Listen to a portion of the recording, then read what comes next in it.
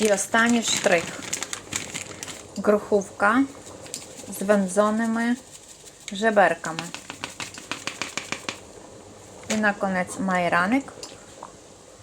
Це дуже майранку не ложу, бо не за bardzo люблю.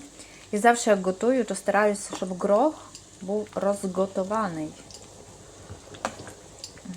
Żeberka. Вензоні. Такий трохи роблю генстейший, щоб він був. Ще трохи постоїть, то буде такий генстий. Супер. Кого інтересує, рецепт можу подати.